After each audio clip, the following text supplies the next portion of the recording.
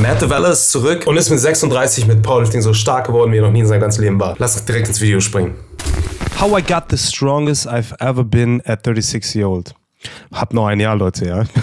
I've been going to the gym for the past 10 years, but I've seen more progress in the past 100 days than in my entire life. During this time, I increased my deadlift by 72%, I nearly doubled my squat, and I increased my bicep by a half an inch. So yeah, I've been pretty productive lately.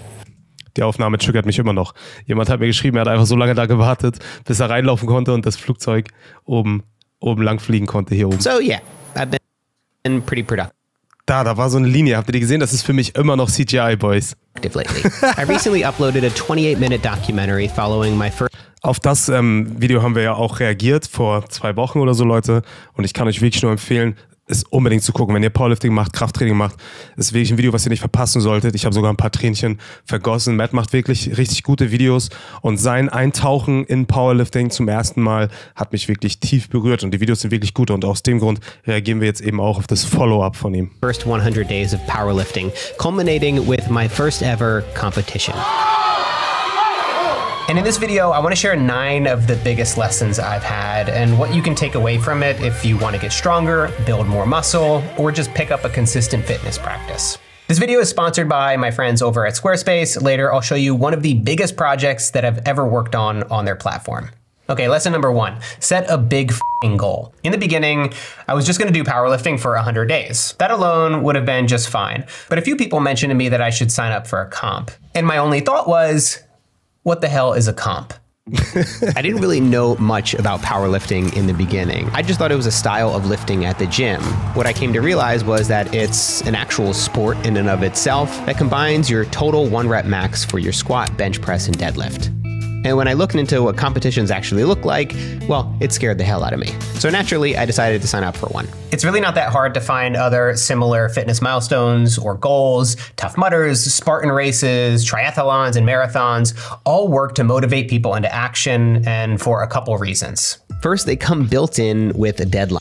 Einmal kurz vorab. Ich finde das so geil eben, dass er genau das stresst, dass man sich einen Wettkampf nehmen soll als Ziel, weil das ist bei uns so, in unserer Kultur, in der deutschen Fitnessszene habe ich das noch nie gesehen, dass irgendjemand mal gesagt hat, wähl doch direkt einen Wettkampf, auf den du gehen willst. In Deutschland ist immer das Gegenteil. Die Leute sagen immer, du solltest nicht auf einen Wettkampf gehen. Bin ich schon stark genug, um auf einen Wettkampf zu gehen? Du darfst dich nicht, also das ist sowieso das krasseste Phänomen in Deutschland, dass wirklich starke Powerlifter, wirklich starke, gute Powerlifter teilweise, in Kommentaren unterwegs sind und schreiben, du darfst dich nicht Powerlifter nennen, weil du erst einen Wettkampf gemacht hast oder wenn du noch keinen Wettkampf gemacht hast und da überhaupt, dass es eine Diskussion gibt, wer sich so nennen kann, zeigt, wie fragil teilweise das Ego der Powerlifter ist, wenn sie das Gefühl haben, ihnen wird irgendwas weggenommen, ja. So, du vultures jetzt in meine Kultur rein, in mein Powerlifting, also ist es für mich eine Sache, wenn ich jemals so werde, Mann, das wäre das Traurigste, was mir jemals passieren würde, wenn ich eines Tages so werde wie diese Powerlifter. Albtraum. As soon as you sign up and pay for your spot, the clock starts ticking. Every day you fail to train is one less day you have to prepare. I have just over 100 days now to get myself in shape to prepare to compete in a legitimately sanctioned powerlifting event. What the f did I just do? And I found that it's really hard not to talk about it. Whether it's with your partner or coworker, it's eventually gonna come up in conversation. And this really helped me stay accountable. I knew that I couldn't just quietly cancel the competition and ask for a refund. Also, it was non-refundable, so there's that. The closer the day of the competition. Also ich finde es halt einfach so geil, warum das so cool ist, sich so ein Ziel zu setzen, wie er schon gesagt hat. Du hast jetzt so ein konkretes Ziel, ja. Du weißt, in 100 Tagen wie bei ihm muss ich diesen Wettkampf machen. Das heißt, was brauche ich denn, damit ich nicht verkacke am Wettkampf? Ich muss die Regeln kennen. Ich muss mich trainingstechnisch gut vorbereiten. Und du kriegst jetzt praktisch so eine konkrete Dimension hinzu zu deiner Planung. Du sitzt da nicht, ich gehe jetzt ins Gym, aber wenn ich es heute nicht mache, mache ich es morgen, sondern du hast auf einmal einen konkreten Termin und du willst natürlich nicht verkacken an dem Wettkampf. Und wie er schon gesagt hat, dadurch, dass du es auch jemandem erzählst, ne, fügst du natürlich so eine weitere Dimension von Accountability, ich weiß wieder das Wort auf Deutsch nicht jetzt, Verantwortlichkeit dir selbst und auch den anderen gegenüber, weil du hast es ja gesagt, Mann, du willst ja nicht der Typ sein, weißt, der so sagt, aber nicht macht am Ende, ja. Also das ist auch nochmal so ein Faktor, weil viele von euch, und das ist ja das, was ich so stress auf diesem Kanal schon ewig, ihr müsst euch selbst ein bisschen manipulieren, ja. So, es reicht nicht. Ihr wollt stark werden. Ihr wollt das. Jeder will alles, Mann. Aber du verkackst immer wieder, weil du es nicht hinkriegst, Sachen zu machen, die dafür notwendig sind. Und das ist die Story of my life, sich selbst zu manipulieren, sich selbst in eine Situation zu bringen, die dich dann nachher dazu zwingt, es zu machen. Wisst ihr noch, wie ich meine ganzen Errungenschaften im Powerlifting in diese Box eingefärcht habe und gesagt habe, ich mache die nie wieder auf, ehe ich nicht 800 hatte. Ich hätte ein paar Mal gesagt, scheiße auf diese 800, ich habe jetzt 3 Kinder, ich bin Ü30, Mann, ich werde auch nicht mehr so stark wie, ne? Nein, ich wollte das wieder aufmachen und das wusste ich, in harten Zeiten werde ich zurückkommen und sagen, naja, da ist ja noch die Box, Mann. I gotta do it. Und das ist das Geile daran, sich selbst zu verpflichten, sich selbst zu manipulieren. Und wenn du eben diesen Sport ernsthaft machen willst oder auch nur semi-ernsthaft, jeder sollte mal einen Wettkampf machen, Mann, aus dem Grund. Competition got, the more intense my training became. There were going to be over 100 people watching me lift the heaviest weight I possibly could, and the risk of failure was incredibly high. That was a huge kick in the ass that helped me stay committed to my goal. There were some downsides to this that I'll get to later in the video, but this definitely helps to explain why I saw such significant progress in only a few months. If you want to get strong. Wenn dir das Video gefällt, ja, dann würde ich mich wirklich über ein Like freuen. So kleinen Content-Creatern wie mir hilft es wirklich sehr, besser im Algorithmus angezeigt zu werden, um mehr Leute auf den Kanal zu bringen. Und falls du neu auf dem Kanal bist, aber noch nicht abonniert hast, dann würde ich mich wirklich sehr freuen, wenn du jetzt ein Abo da lässt. In den Statistiken kann ich sehen, dass wirklich viele von euch nicht abonniert haben. Das nächste Ziel sind 50.000 Abonnenten und es wäre wirklich ein Lebenstraum für mich, das zu erreichen. Zurück ins Video. You should hire the world's best strength coach. Okay, that might not work for everyone unless you also live in Sydney, have a large budget, or a YouTube channel with 3.8 million subscribers that you can leverage. But honestly, hiring any expert in the field you're interested in, whether it's powerlifting or professional bed making, is one of the smartest ways to progress quickly. I was lucky enough to work with one of the best strength coaches in the world, Sebastian Bass Orb. He's held several national records during his time as a professional powerlifter, and he's also the strength coach for this guy, Thor Bjornsson. You may have heard of him before. He's one of the greatest strength athletes of all time and the current world record holder for the deadlift at 501 kilograms. No big deal.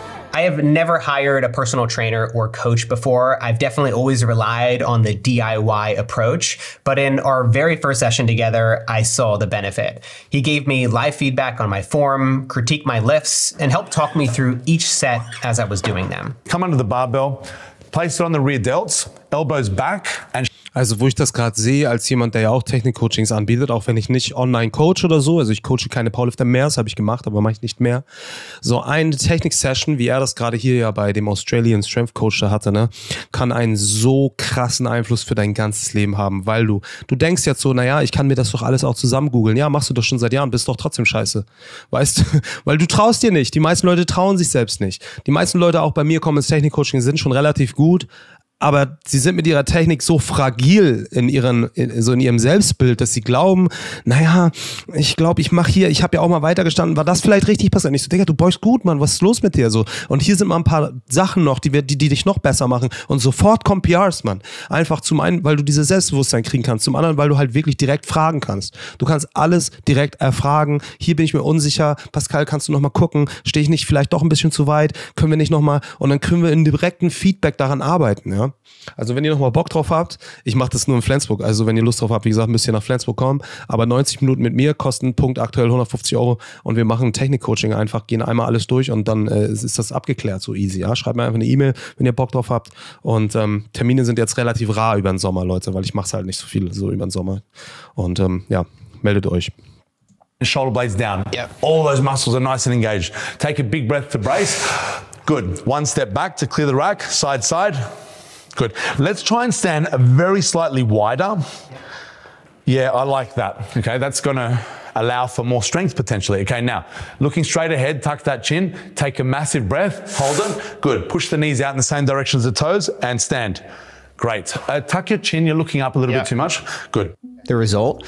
I was able to lift far more than what I was already doing at the gym. I wasn't worried about hurting myself or doing the lift wrong. I had much more confidence, and as a result, I was able to lift much more than I thought I could. My mind's blown. It feels so much easier than the way that I was doing it before. Bass offered to train me for the entire 100 days leading up to my competition, and that really meant that I could stop scrolling Reddit looking for answers from strangers and just throw them at him during our sessions. Should I get a powerlifting belt? How do they work? It's giving me a bruise. Am I wearing it wrong? Are there any supplements I should be taking? Creatine? Cool, what kind? What happens if I fail a set? Do I lower my weight? What do I do next week? Where should I get my powerlifting singlet? Does it make my butt look big?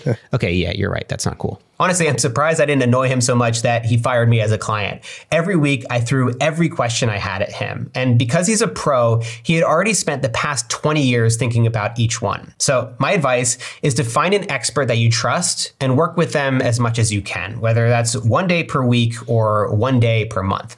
Not only will you get a better answer than Google, you won't spend months or years going down the wrong path. Also das ist so ein wichtiger Faktor, wie er schon sagte.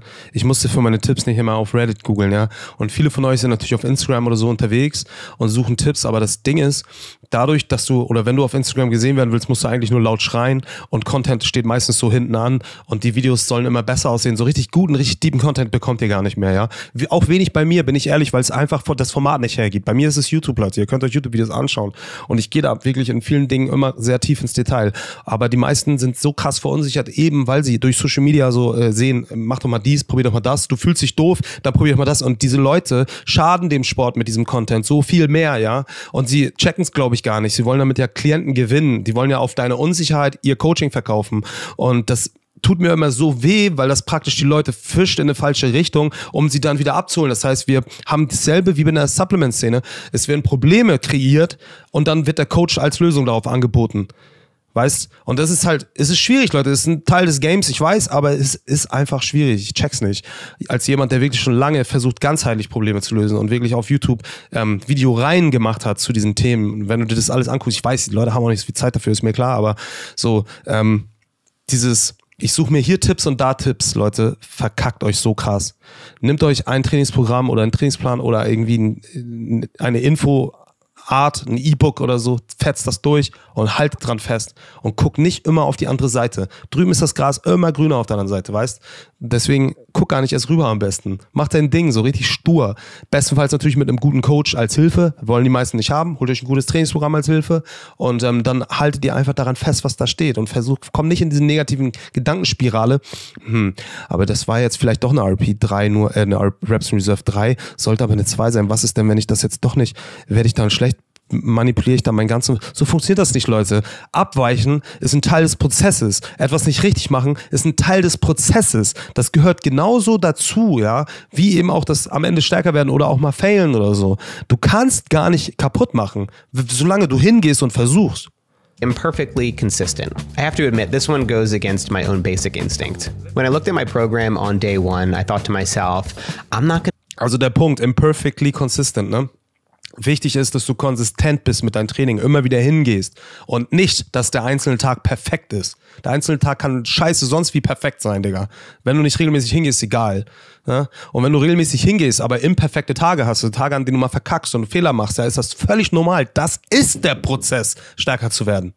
Der Prozess ist nicht, ich gehe perfekt hin und jede Woche mache ich 2,5 Kilo mehr drauf. Der Prozess ist Failure. Gonna miss a single day. I'm gonna hit every single workout and check off every lift. But then of course, life happens. I took a long trip out of town. I had to cram towards a work deadline.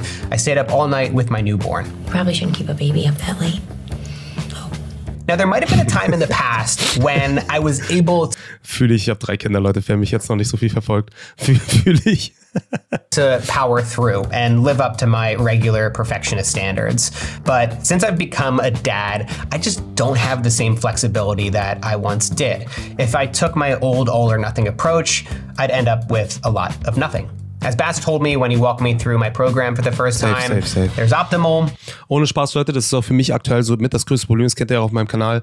Ich bin auch ein Typ, weil ich bin ein Leistungssportler, komme daher, ja. Das bedeutet, ich habe auch immer wirklich das hoch priorisiert und jetzt mit 3 Kindern und mit dem das Leben, in dem ich lebe, muss ich Wege finden, trotzdem genug zu geben, aber nicht alles geben zu können. Und es frustriert dich brutal, wenn du willst und willst und willst, aber nicht kannst. Weißt du, das ist wirklich hart. Ganz ehrlich, aber man findet Lösungen.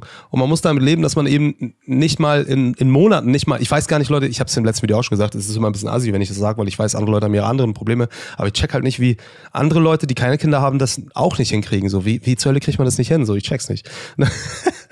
Macht keine Kinder, Leute, macht einfach nicht. And then there's practical. A lot of people, look at a program and they say, I can't do that, so therefore I'm not going to do it. It's like, no, that's as optimal. Now let's think about what's practical for you. We need to always compromise and make sure, one, you can do it, and two, I've spoken to you about this, you're going to enjoy it. Yeah. You need to enjoy your training. If you don't enjoy it, you're not going to stick to it. As life happened, I made adjustments to stick to the program the best I could.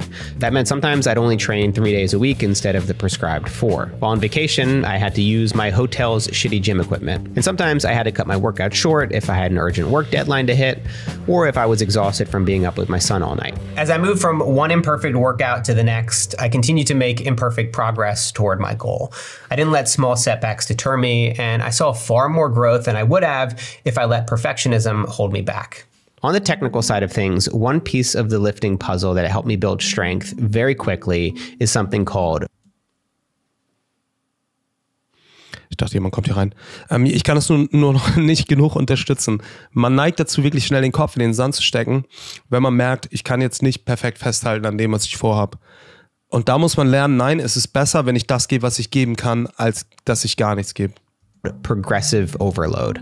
Progressive overload is a strength training concept characterized by systematically increasing the load of an exercise over time to continually challenge the body and stimulate adaptation. Put a little bit more simply, if you want to get stronger, you need to lift more weight over time. So on week 1, I started by squatting 80 kilograms. Then on week 2, I increased by 5 kilograms to squat 85 kilograms. The next week, I lifted 90 kilograms. And finally, on week 4, I increased to 95 kilograms. Also das, was ihr da gerade seht, ist halt ganz simple, lineare Progression. Und ich stresse es ja immer wieder.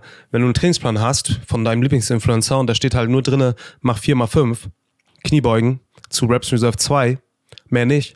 Bruder, das ist kein Trainingsplan, das ist Müll. Das ist Müll. Das ist Schmutz. Im Plan muss irgendeine Art von Progression sein. Irgendeine Art. Wenn ihr jetzt mein Anfänger-Trainingsprogramm zum Beispiel nimmt, um das mal direkt zu vergleichen, da seht ihr ja immer die Wochen aufgezeichnet. Das heißt, jedes Tab unten ist eine Woche. Und dann gehst du da durch und von Woche zu Woche trägst du ein, was du mehr machst, damit sich nachher halt eine Sequenz ergibt. Dein Trainingsplan muss geplant über Wochen sein. Und ich kann jetzt schon sagen, er macht 4 Wochen Training, eine Woche Deload wahrscheinlich. Ob das jetzt nur, wenn ich jetzt bei ihm bei seinen Gewichtswahlen, sehe ich mal in Relation, relativ, aber das ist ein Trainingsplan, Leute. Und nicht halt ohne Scheiß, ich habe schon alles gesehen als YouTuber, ne? Since it would be physically impossible to continue at this rate forever, the next week would start the beginning of phase 2, in which I would deload and lower the weight, starting the process all over again. Over the course of a few months, you should be able to see considerable strength gains with this method. If you're just getting started out, it's Und das ist wirklich die Basic-Methode der Welt, ja. Das ist einfach nur lineare Progression. Und die wird einfach nur langsamer hinten raus. Er hat ja gerade schon gesagt, die kannst du nicht unendlich weitermachen, das ist auch richtig. Aber im Grunde schon, ja. Ich mache auch linearen Progress, aber halt von Block zu Block und manchmal sogar nur von in allen 3 Monaten ein bisschen, ja. So, da ist kein anderer Trick dabei. Das ist Progression. Und die entsteht natürlich dadurch, dass du ordentlich trainierst. Das ermöglicht dir die Möglichkeit halt, dass du das Potenzial, dass du mehr Gewicht nehmen kannst nächstes Mal. Das kann man auch nicht erzwingen zum gewissen Punkt. Das ergibt sich. Easier to see progress. They call them newbie gains. Once you're an elite athlete, you might have to train for an entire year to get an extra 5 kilos on your bench press. So compare this to my typical approach, showing up at the gym week after week and lifting what felt comfortable. Sometimes I'd push myself, other times I'd just have a casual workout. I never focused on progressive overload before. And once I did, the results followed. Okay, here's one that I think is highly underrated. Stay off social media. I rarely have Instagram on my phone these days, but early on into powerlifting, I did. And it didn't take long before the algorithm realized I was interested in seeing more gym content. And holy shit, did it show me more gym content. Overnight, I started to see hundreds of fitness influencers, professional powerlifters, and CrossFit trainers. I saw Natty or Not videos, Sam Solik takedown videos, and videos of a janitor doing a one-handed overhead press in front of the biggest dude in the gym. Can I clean here? It's no problem. When I got started with powerlifting, I felt excited, proud, eager to learn. I felt unique and special. But after seeing these videos on repeat every day, I felt deflated, overwhelmed, confused. I felt far behind where I thought I should be. And then when you look at the comments, oh my God, the comments. They were just filled with so much negativity and jealousy and bitterness. It was enough to make me want to throw my phone out the window. It's great to have inspirations to look up to, and there are a lot of people making great content online. But I don't think it's healthy to see hundreds of people every day who are outperforming you in every way imaginable. It's hard not to compare your day one to someone's 10-year journey. And if you're someone who is quick to compare, it deflates your confidence and smothers the excitement in the worst way. The only comparison that should ever matter is you today versus you tomorrow. And this isn't just limited to powerlifting, whether it's baking, woodworking, cooking, or home renovations. If you find yourself often getting in a negative spiral of comparing yourself to others, do yourself a favor and log off the apps completely. So as many of you know, I recently made the switch to become a solo creator again for the first. Also ich kann das nicht genug unterstreichen, Leute. Ich habe schon so viele gesehen, die so unzufrieden wurden durch dieses Social-Media-Konsum mit Instagram und so. Wisst ihr, ich habe viele Lifter gesehen, die in den Sport gekommen sind, weil ich halt für viele so der Gateway in den Sport rein war immer, als YouTuber und als Social-Media-Figur. Und ich habe gesehen, wie schnell deren Persönlichkeit und deren Instagram sich verändert hat. Die waren am Anfang so, hey Pascal, ich habe jetzt ein Powerlifting reingefunden, voll cool, guck mal hier. Und dann nach ein paar Wochen, Monaten siehst du, die sind leider ja in diesen Schmutz-Social-Media-Powerlifting-Weg absolut abgestiegen, sind jetzt nur noch Hater, kritisieren dauernd andere Techniken, dabei sind sie selber die größten Vollidioten, Digga. Und ich sag mal so, das sind die meisten Leute auf Instagram, ja. Das sind nicht so, oh, der hat vielleicht recht, was er da schreibt, weil er hat ja schon mal einen Wettkampf gemacht. Das heißt nicht, dass er nicht ein Vollidiot ist, Digga. Das ist unnormal wichtig für euch zu verstehen, wenn ihr in den Sport gerade neu reingeschwemmt werdet. Stay off Social Media, Bro. Wirklich. Es gibt nichts, was giftigerer, ekelhafter. Ich werde heute noch dauernd von allen möglichen Personen angegriffen, die aus der Szene sind, die Kampfrichter sind oder so, die mir vorher nett geschrieben haben, mit denen ich gedacht habe, ich habe irgendwie so, hey cool, man kann sich mal unterhalten am Wettkampf, auf einmal labern die auf Threads hinter meinen Rücken Scheiße über mich und posten noch im Anschluss Sachen so, guck mal, jetzt hat er darauf eingegangen. Ja, weil ich verletzt bin, weil ich gedacht habe, dass ihr cool seid, Mann. Und du weißt genau, wer du bist und das ist traurig. Aber ich werde nicht weiter darauf eingehen. Aber I'm hurt, Bro, weil ich wirklich dachte, dass es Leute gibt, die im Sport cool sind. Und im Powerlifting, Leute, boah, muss man echt vorsichtig sein, echt. Das heißt nicht, dass es auch coole Leute gibt, aber die meisten sind Schmutz, ganz ehrlich. Und deswegen haltet euch von Social Media fern, auch aus dem Grund, den er gerade genannt hat, damit, dass man sich eben dauernd vergleichen muss. Und wird. Und ich habe zum Beispiel wirklich die meisten Lifter, denen ich folge, habe ich ausgeblendet, weil ich das nicht sehen will. Ich will die Lifts nicht sehen. Ich bin jemand, der sich für Journeys interessiert, wie er schon gesagt hat, von woher kommst du und wo bist du hingegangen und nicht, wie gut bist du gerade im Gegensatz zu anderen. Weil ich auch immer weiß, wie das von den meisten genutzt wird, guck mal, wie krass ich bin und wie krass die nicht sind. Haha. Und das finde ich halt so wack. Es ist menschlich einfach unterirdisch. Ja? Und ich weiß, viele sind noch nicht so weit erwachsen genug und so, die können damit nicht leben. So, die haben nicht viel in ihrem Leben. Sie haben diesen Strohhalm Powerlifting, in dem sie ganz gut sind. Und an dem halten die fest. Und deswegen sichern sie sich ihn auch so doll. Deswegen darf sich auch keiner Powerlifter nennen, außer sie. Und ja, ich lache ein bisschen in mein Fäustchen, weil ich in einer besseren Position bin, weil ich ein starker Powerlifter bin und hoffentlich meinen Kopf an der richtigen Stelle habe, ja. Und deswegen über die Leute ranten und reden kann und lachen kann, damit sie mal checken, wie scheiße sie eigentlich sind für diesen Sport. Und das musst du unbedingt jetzt mal raus. So, naja, auf jeden Fall kann ich nur empfehlen, guckt's inspirationell so, wenn ihr euch inspirieren wollt und das macht euch Spaß. Und sobald ihr merkt, du machst das Handy auf, oh nö, irgendwie, das stresst mich, oh Mann, warum bin ich nicht so stark? Stay off that shit, das wird dir alles zerstören. First time in 5 years. That change has meant that I've had to rethink everything about my YouTube channel and business. And one platform that's played a huge role in this transition has been Squarespace. They're my sponsor for this week's video. So my biggest project so far this year, a course site with overlapping elements, custom borders, and responsive design. 100 days of powerlifting. One thing that really getting back to my learning. So. Day 1, Low Bar Back Squat, 5x3, das hatten wir ja schon besprochen. Der Bulgarian Split Squat, Superset A, achso, macht er mit Leiden Hamstring negativ, Superset. Boah, Digga, ganz wild, sowas im Superset zu machen. Aber gut, also der Typ, der Australian Strength Coach ist eigentlich ganz cool und so, aber der hat auch ganz komische Ansichten bei manchen Dingen, ne? So aus meiner Perspektive gerade. Heißt nicht, dass er nicht cool ist, für ihn habe ich auch komische Ansichten bestimmt, aber ich glaube, das zeigt sich ja auch ein bisschen in dem Trainingsplan. Könnt ihr euch alle euer eigenes Bild machen. Earnings from 100 days of powerlifting. One thing that really made an incremental difference was following a legit program. I went to the gym for 10 years, and for 10 years I didn't think, hey, maybe I should follow a legit program created by a professional. No, instead I pieced together information online, I got tips from friends at the gym, and I took Reddit comments from anonymous strangers as gospel. Don't get me wrong, personally, I found a lot of progress with Ohne Scheiß, es ist wirklich immer noch so krass. So viele schreiben mir, ich habe mir hier meinen eigenen Plan gebaut, guck mal, kannst du mal kontrollieren? Ich denke so, Digga, Bro, ich kann das nicht kontrollieren für dich. Es gibt Coaches, die nehmen dafür normalerweise Geld, ja. Ich bin noch nicht da, um deinen individuellen eigenen Trainingsplan, den du selber zusammengebaut hast, abgesehen davon, dass das Scheiße ist, was ich auf den ersten Blick sehe, kauf dir doch einfach was Vernünftiges. Oder sei so selbstbewusst, wenn du dir selber deinen Plan schreibst, dass du dich andere Coaches fragen musst, ob sie dir den mal korrigieren. Für umsonst. Eben, in Instagram mal kurz. Leute. DIY approach. I was able to build strength, muscle, and get really fit with this strategy. I felt good, had a few healthy habits on rotation, and actually enjoyed going to the gym. These were all huge wins. But there was one small problem, at least from a performance perspective. After my first few years at the gym, I hadn't really seen any significant progress. I was still lifting around the same weight. Und ich denke mal, vielen von euch geht das auch so. Und mir ging es auch so, mit meinem Freestyle-Training einfach ins Gym zu gehen. Hat man natürlich bis zu einem gewissen Grad Fortschritte gesehen, aber irgendwann eben nicht mehr so. Und man wusste auch nicht, was man anders machen soll. Leute, ich kann euch nur empfehlen, probiert mal ein Trainingsprogramm aus, eine gewisse Zeit lang. Ihr werdet es nicht bereuen, Mann. Die Dinger sind günstig zu haben. Bei kilo4kilo.de zum Beispiel gerade mit 20% Rabatt. Und selbst wenn es nachher vielleicht nicht das Richtige für euch ist, habt ihr da einmal 50 € vielleicht investiert. Das kostet weniger als irgendwie einmal essen gehen wahrscheinlich oder am Wochenende feiern zu gehen und hattet monatelang mal zumindest einen Einblick in etwas anderes.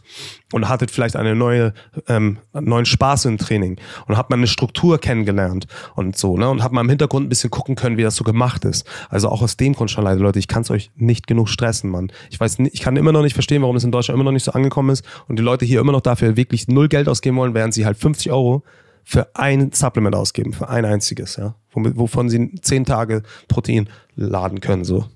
Die geben 300 € im Monat für Supplements aus, Bruder, aber keinen Cent für Trainingsplanung. Bruder, kann nicht mehr.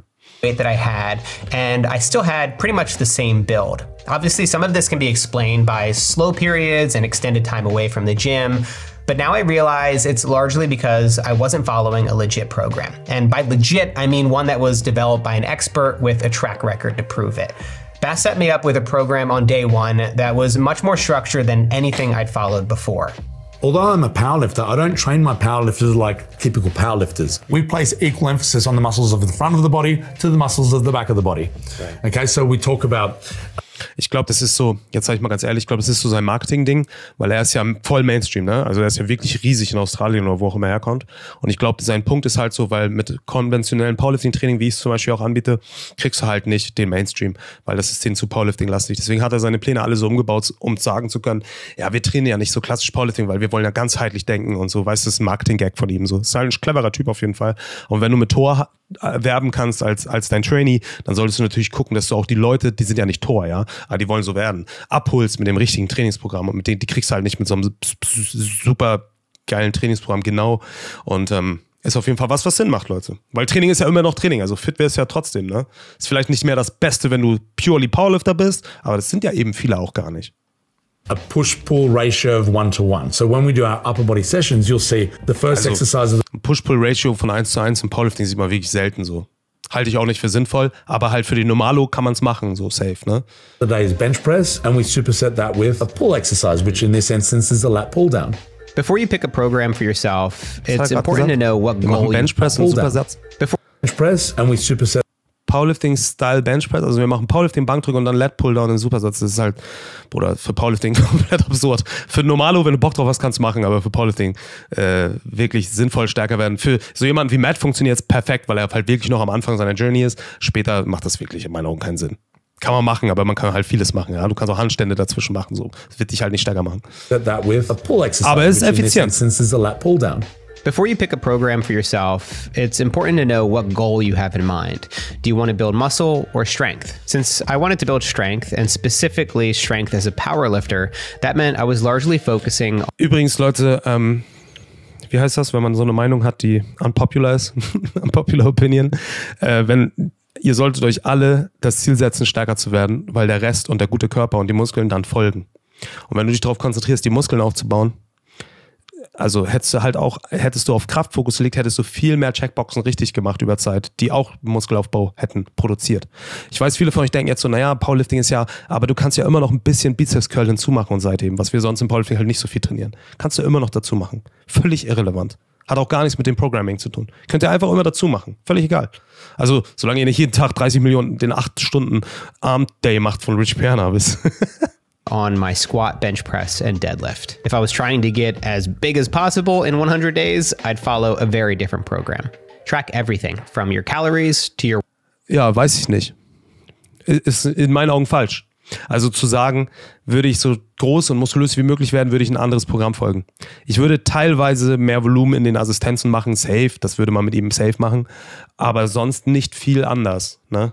Nur mehr machen und mehr fressen. So, er hat ja auch gut zugelegt über die Zeit. Workouts. I used an app called MyFitnessPal to track everything I was eating. Until you actually measure out your meals, you'll never know if you're getting enough carbs to fuel your workouts or enough protein to build muscle. By the way, a good rule of thumb is to get 1 gram of protein per pound of body weight. I also tracked... Wir müssen sagen, ein Pound, wir können hier alle keinen. 100 Kilo sind 225 Pounds, also 2,2 wären 1 Gramm, ne? Also 2 Gramm Protein pro Kilogramm Körpergewicht.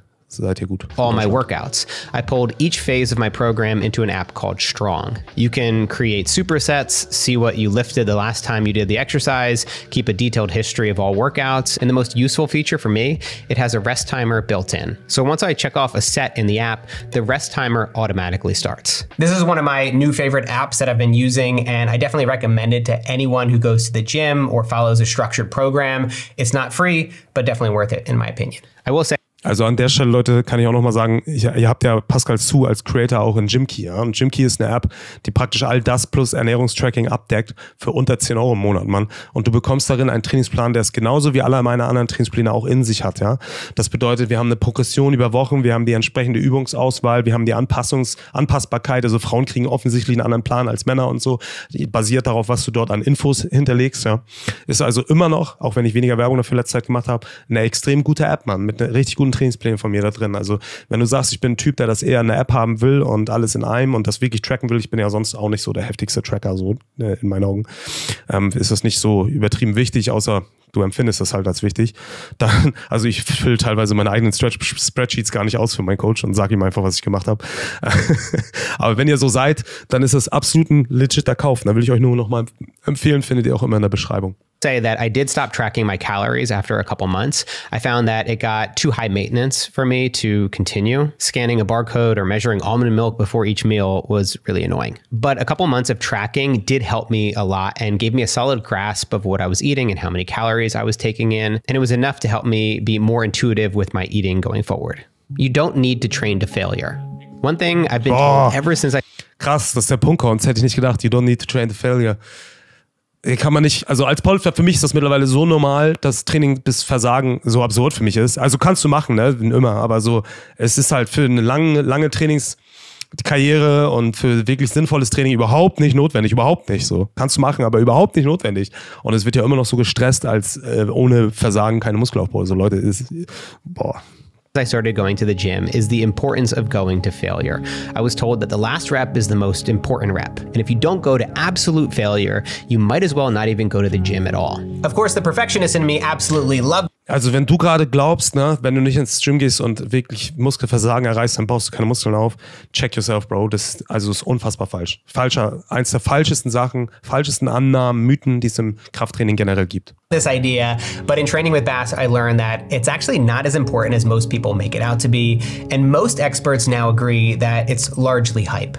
I think that the research shows that there's not a huge difference in terms of hypertrophy or strength if you go all the way to failure or if you stop a couple reps shy. Agreed, and I would add that most of the people that are saying that failure is super important are coming from an egotistical perspective in which they need to emotionally drain themselves in the gym, and it's more cathartic and psychological and less to do with what gets optimal results. The principle... Oh mein Gott, Digga. Also das ist von Mike Israel, einer der geilsten wie sagt man, Science-Influencer oder so, die wir überhaupt auf der Erde haben. Und ihr habt ja gerade gehört, was er gesagt hat. Die meisten, die sagen, Muskelversagen ist unbedingt notwendig im Training, die kommen eher aus so einer psychologisch egozentrierten Perspektive. Für die ist das so Katharsis, das bedeutet, deine Sünden werden reingewaschen, weil du an Muskelversagen gegangen bist und deswegen glauben die daran. Aber es hat wissenschaftlich überhaupt kaum mehr einen Sinn, beziehungsweise eine Daseinsberechtigung. 1 bis 2 Reps wegzubleiben vom Muskelversagen ist absolut immer noch genauso sinnvoll, wie an Muskelversagen zu gehen. Muskelversagen ist einfach nur zusätzlicher Ermüdung mit hohen Kosten und wenig Nutzen. So. Ne? Also wenn du es gerne machst, mach's. Es ist nichts falsch daran, wenn du Spaß hast. Ich habe übeltrieben Spaß daran, am Muskelversagen zu gehen. Aber es ist weder notwendig noch sinnvoll für deinen Trainingsfortschritt. That I learned over this time and started applying to my training is to always keep one in the tank. Meaning you should stop when you feel like you have one more solid rep in the set. There was only one. Und wichtigerweise, du baust eben auch Muskeln auf mit 4 Reps im Tank. Du baust Muskeln auf mit, wenn du 4 Reps im Tank lässt, Leute. Ja? Also ohne Scheiß, auch wirklich einer der krassesten Mythen. Glaubt nicht jeden Scheiß, Digga. Nicht nur RP8 ist sinnvoll oder so, sondern auch ein RP6 ordentlich absolviert ist sinnvoll. Mann, Leute. Sonst würde das doch keiner machen, Digga. One time, I didn't take this advice. Since I was at the end of phase 1, I was preparing to deload for my next session. So Bass and I decided that I should go for an AMRAP, which stands for as many reps as possible, or lifting until you fail. And this is what happened. More. Let's go.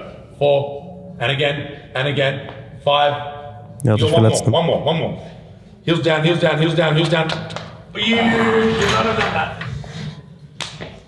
That might not have looked like much, but I felt an immediate tear in my pec. And after going to a physiotherapist the next day, it was confirmed. So he said it's probably a 1st or 2nd degree tear. Oh my God. It'll be okay. It's a bummer. I'll talk to Sebastian tomorrow and just see kind of what he thinks about programming and stuff, and he'll be able to kind of adjust the program. It'll be fine. This happens to top athletes. Das triggert mich so krass, dieses Reden vom Throat. It's gonna be okay. And you're gonna adjust the program. Das regt mich brutal auf, Digga. Das triggert mich gottlos. All the time, this kind of stuff. Yeah, and I'm a top athlete. It's okay. I'm the strongest Matt Devell in the world. Maybe at least the 2nd strongest. Yeah. There's a few strong Matt Devellas out there. This is not to say that going to failure often leads to injury. Lots of athletes incorporate failure into their regular programs. It does, however, increase the likelihood that your form will break down, you will get more fatigued, and you're making yourself more susceptible to injury. In the end, I got unlucky. But the question you need to ask yourself is, if this does... Ja, bis Muskelversagen gehen, hohes Risiko, hohe Kosten, wenig Erfolg, wenig Aussicht auf Erfolg, wenig Ergebnis. Doesn't give you significantly better results. Is it worth the risk? For me personally, I'm just not going to go to failure as much. Trotzdem, Leute, ne, wenn ihr Spaß dran habt und eure Fleiß und so bis zum geh dafür. Ist auch völlig egal, was ich sage. Ist egal, wenn es dir Spaß bringt. Mir macht es auch Spaß und deswegen gehe ich auch gerne bis Muskelversagen. Ich möchte eben nur klar machen, dass es halt verschiedene Perspektiven gibt, ja, und dass man es nicht muss. As I did in the past. Except, of course, when it comes to competition day. I've got one more takeaway, but real quick, I wanted to let you know that my YouTube course just opened up for enrollment, and it won't be open again for another 6 Leute, soll ich in Matts YouTube-Kurs gehen, damit ich auch so coole Videos lerne? Schreibt es mal in die Kommentare, ohne Scheiß. Aber müsst ihr mir finanzieren, ich bin arm. months. In the course, I share a roadmap for creating a successful channel with integrity, including handing you my own systems for brainstorming ideas, editing videos, creating compelling thumbnails and titles, and so much more. Go to mattdiavella.com/YouTube to get started, and also to check out a pretty amazing website, if I do say so myself. Effort makes a difference, but at a cost. If 100 people with similar genetics go to the gym for 1 hour, they will probably all see very different results. And that's because not all time at the gym is equal. What you do and how you focus your energy makes a huge difference. Some people spend their time at the gym scrolling their phone, taking longer rest periods than needed, taking selfies in the mirror, or simply just not focusing on each set. I've been guilty of all of these things in the past, except for maybe the bathroom selfies. And there's definitely nothing wrong with being chill at the gym. But during my 100 days of powerlifting, I did notice a huge difference when I started to be more focused and give more of an effort into each lift I performed. Every week, I was pushing myself far beyond what I thought I could do. My intensity was dialed up to 11. And that came with a lot of huffing, puffing, and cursing under my breath. Make no mistake, this was intense training, and it wasn't always enjoyable. I was no longer showing up at the gym and leisurely jumping from one exercise to the next. I was methodical about following my program and lifting the weight I set out to, because if I didn't hit my lift this week, how did I expect to add another 5 kilos onto the bar next week? Training like a world-class athlete taught me something else that was really important. I don't want to train like a world-class athlete all the time. I had so much fun doing this experiment, and I learned so much that I will continue to apply to my time at the gym. It's actually amazing to think about the transformation I made and how much confidence I now have. Going forward, I'll still be using a... Krass, das ist wirklich deep, Mann, weil für mich gibt es nichts anderes, außer so zu trainieren, ne? Und ich sehe, wie es mich selber auffrisst und mir den Spaß nimmt. Und ihr seht meine Frustration, besonders in Verletzungszeiten. Aber Training ist für mich nie Spaß gewesen und ich habe auch nie Spaß gehabt im Gym. Spaß ergibt sich immer aus Erfolg bei mir. Und das ist dann nachher, was Spaß bringt. Aber die einzelne Einheit ist immer, weil du sie machen musst. Und wenn sie mal besser war, dann fühlt es sich besser. Also ich habe da ein ganz krankes Verhältnis zu. Ich glaube, das geht auch vielen Leistungssportlern so. Und ich wünschte auch eines Tages den Spaß an Trainingseinheiten gewinnen zu können, ohne diesen krassen, versteiften Fokus darauf, der Beste sein zu wollen oder der beste Pascal sein zu wollen, weil ich muss ja nicht unbedingt der Beste der Welt sein, aber zumindest stärker zu sein als gestern und irgendwie bald 317 zu beugen. Ich kann mich nicht motivieren ohne solche Ziele und das ist irgendwie sehr schade, ne? Legit program, annoying Bass as much as he'll allow me, focusing on my technique first and going to failure much less often, implementing progressive overload, tracking my workouts, and avoiding gym content like my life depends on it. But for now, I'm intentionally pulling back on the intensity of my training. Instead of focusing on getting radical transformation in a short time frame, I'm going to be enjoying the slow burn of continued progress, only now with a few more tools in my back pocket. Cool. Cool, geiles Video, Leute. Wieder mal ein geiles Video von ihm. Das hat mir sehr gut gefallen. Nice.